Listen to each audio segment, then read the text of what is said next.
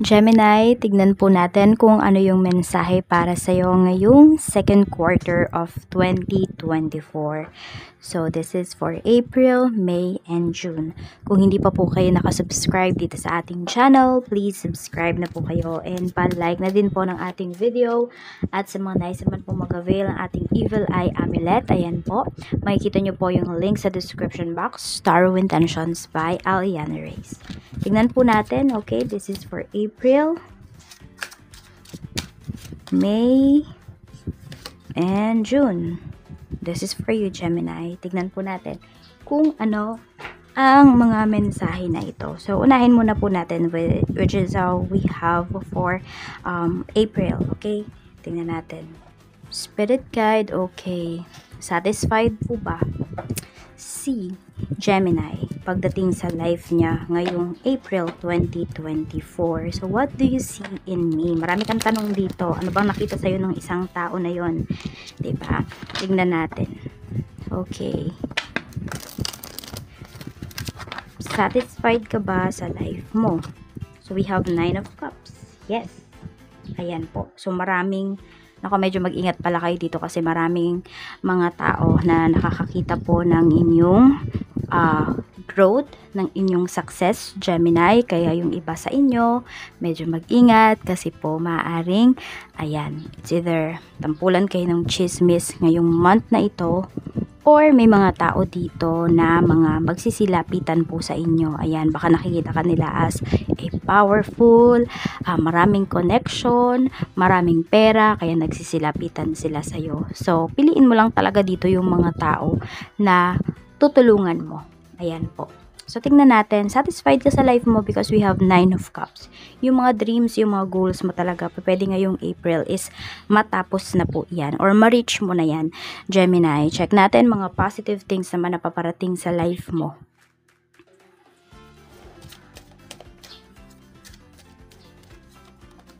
We have flying.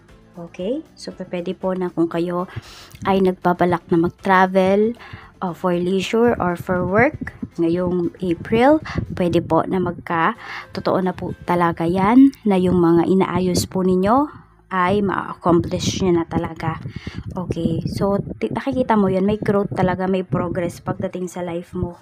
Kaya ingatan nyo po yan, huwag nyo munang ipagsasabi if ever man kung ano man yung inyong mga plano. We have food and we have eating. So, ayan po. Pwede rin na meron ako nakikita dito, Gemini, na may, it's either, hindi ko alam kung ikaw ba yung may pasalubong or merong mga friends mo or family members na maaalala ka talaga nila pag sila ay nag-travel, meron kang mga pasalubong galing sa kanila. So, tingnan po natin kung ano pa yung mensahe para sa'yo pagdating naman po sa reminder sa'yo ni Universe. Ano ba yung reminder sa'yo ni Universe? Reminder sa'yo ni Universe na we have the star. So, very hopeful yung month mo na to. Kaya, yun, wag mawawala ng pag-asa dito. If ever man may mga delays ka, may mga postponement ka man na maranasan. So, part of life. Okay, so, divine intervention po yan. I-take mo yan as divine intervention. So, wag ka masyadong malungkot.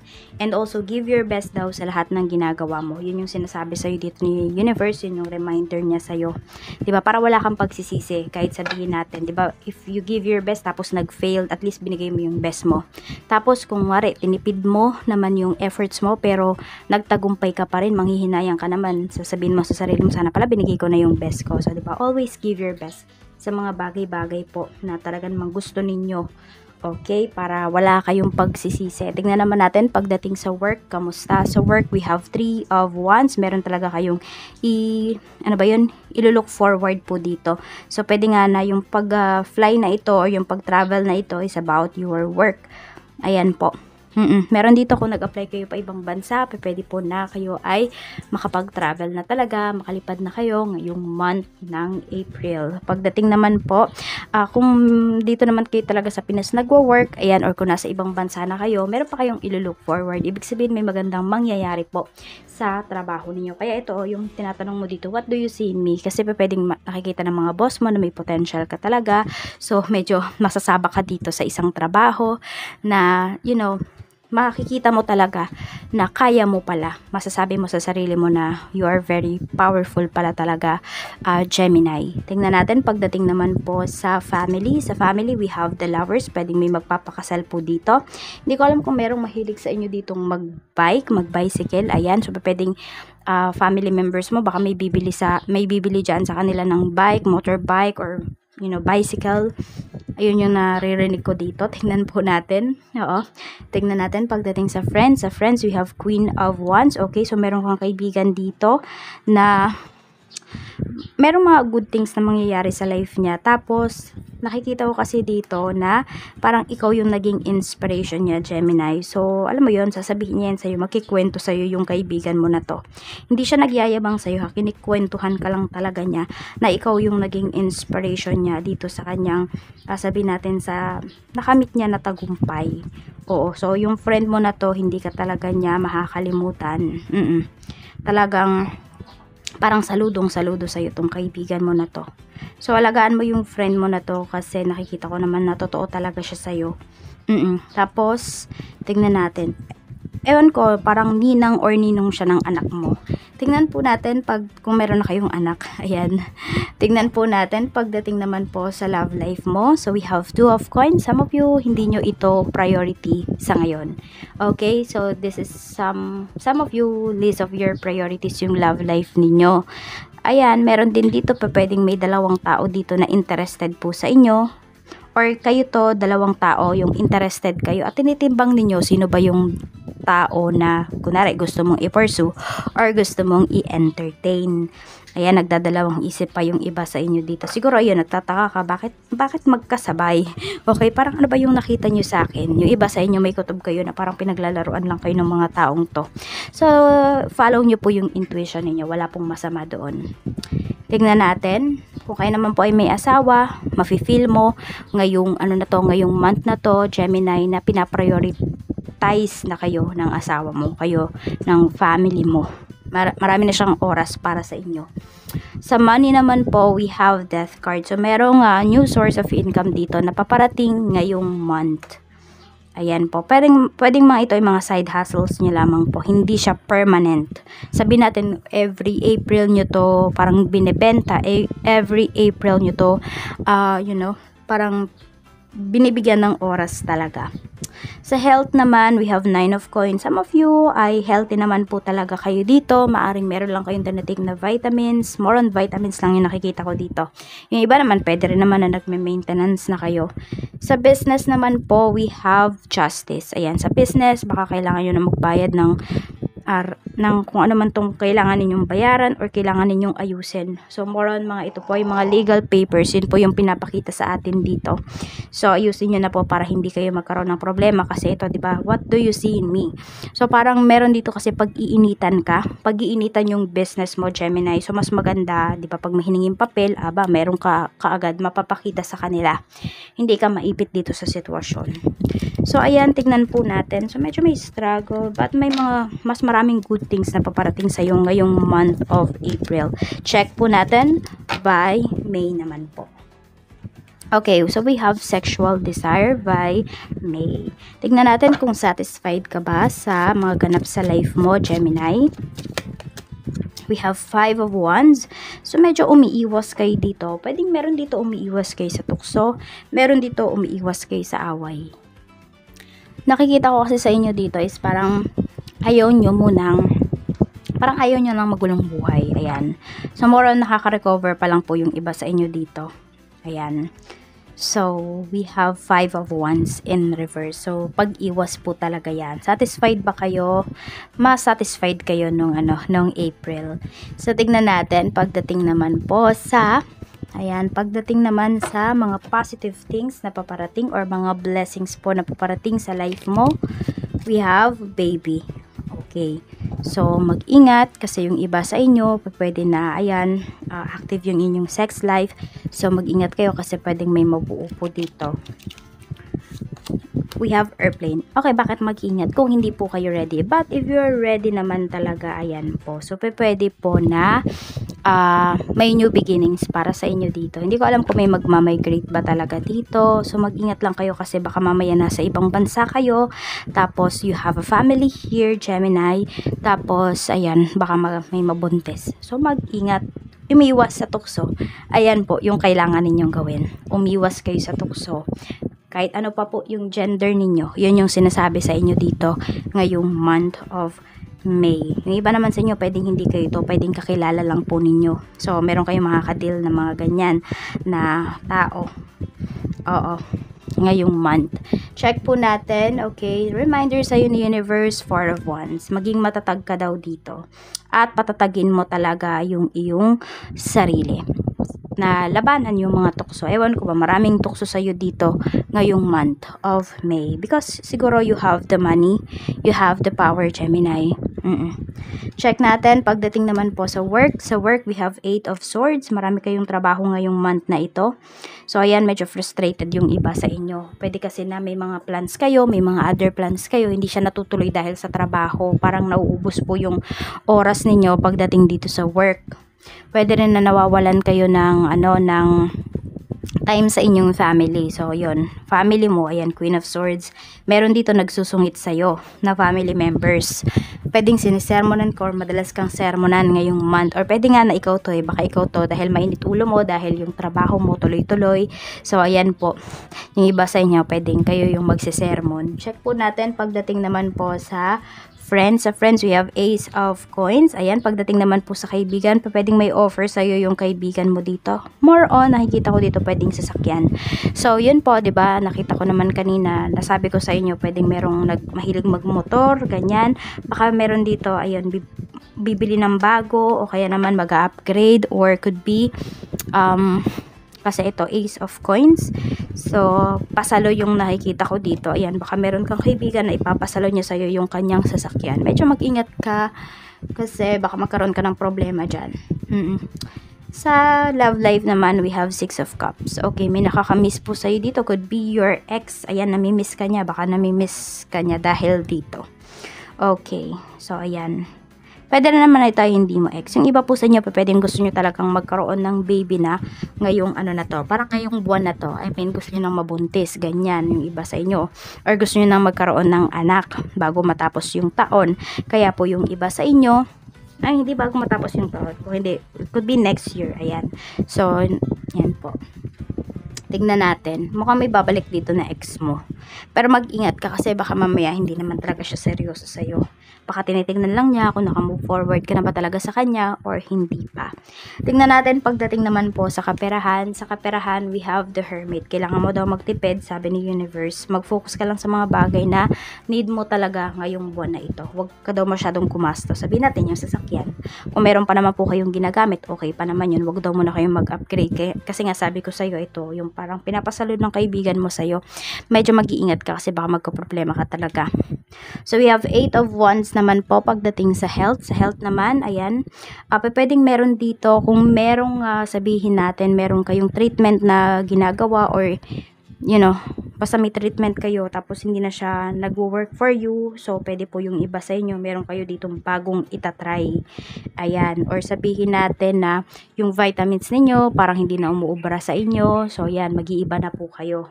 Or meron nga dito parang from synthetic medicine, mag-herbal medicine na kayo. Tingnan po natin, pero gradual lang yung gradual lang daw dapat yung inyong pag-transition. Tama ba? Basta ganun. Huwag nyo daw mamadaliin. Tapos, pagdating naman sa business, we have King of Cups. Pagdating po sa business ninyo, ayan, madami pa po kayong inaabangan dito. Marami pa kayong aabangan pagdating sa inyong negosyo. At talaga naman po na magiging happy kayo.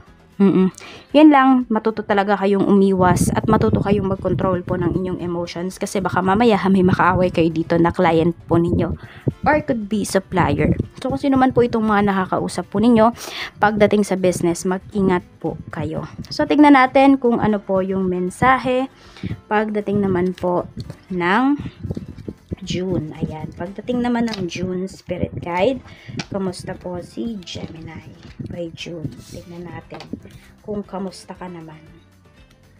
Okay. Spirit Guide. Okay, kamusta? Ayusin ko lang. Okay. Okay, we have I'm the man. Ayan, sabi dito, I'm the man. I'm the man. Satisfied ka ba sa life mo ngayong June, Gemini? We have Knight of Cups. So, nakikita ko dito is efforts. Yung efforts mo, papalitan niya ng efforts ng ibang tao. So, happy ka dito. Masaya ka. Okay? So, fulfilled ka ngayong month na ito. Satisfied ka sa life mo. Tingnan natin yung mga blessings na paparating para sa'yo. We have computer. And we have elevator. Ayan po. So, pwedeng may mag-upgrade dito ng phone. May mag-upgrade dito ng computer set. Ayan po. So, tingnan natin kung ano pa yung mensahe para sa'yo. So, maganda po ito. Ayan, pwede rin yung iba lilipat kayo ng condominium. O kaya naman, pwede po na, ayan, maaabot nyo na talaga yung mga goals po ninyo. Some of you, magkakaroon kayo ng Gemini, ng parang, ng chance sa vlogging kung nagbablog po kayo. Ayan. So, tingnan natin. Marami po sa inyo dito could be kayo yung breadwinner sa family. Check natin pagdating po sa reminder sa'yo ni Universe. Reminder sa'yo ni Universe, we have the devil. Iwas ka daw talaga sa mga tukso. So, parang ipagpatuloy mo yun. Di ba, nung May, maraming tukso sa paligid mo. Ngayong June din, ganun din. Kaya kailangan mag-focus ka talaga sa mga goals mo. Kasi pag nagpadala ka daw sa tukso, manghihinayang ka sa mga months na lilipas, Gemini. So, tignan natin, di ba? Ang ganda pa naman ng energy mo dito, Knight of Cups. May mga tao din talaga na handang tumulong sa'yo dito.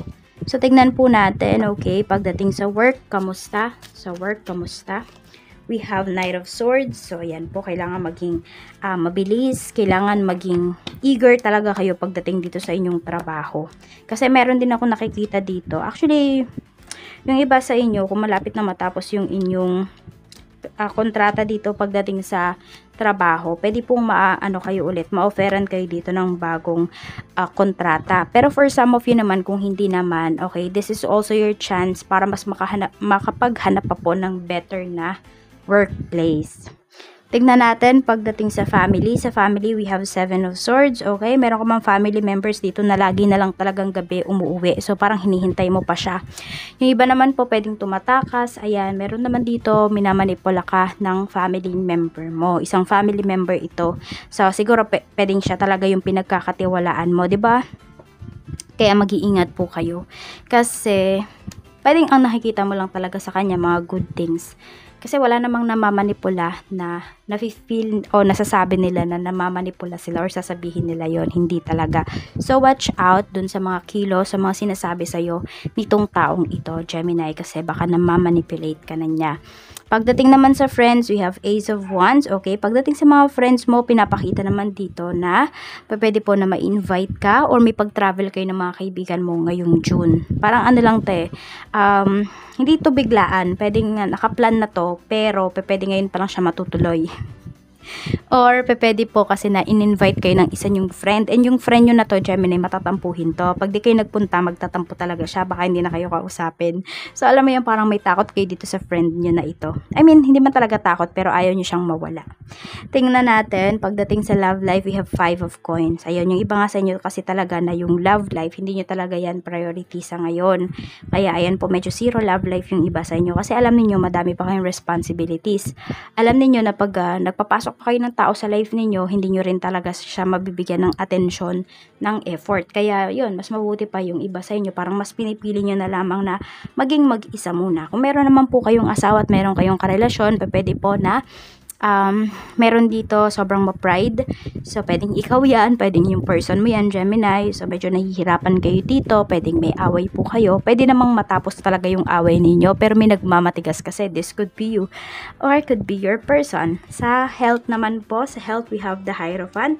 Some of you, pwede po na ito ay yung sakit ng iba sa inyo, Gemini, if ever meron man or magkakaroon man po kayo, is pagdating lang po yan sa iyong yung parang yung lahi ninyo, nasa lahi ninyo, hereditary yung sakit. Sa business naman po, Knight of Wands. Sa business naman, kailangan maging maagap din daw po talaga kayo dito. So, this is your chance na Gemini para mag-wish dito sa ating wishing candle. Meron po itong Latin prayers. Ayan. So, mag-wish na po kayo.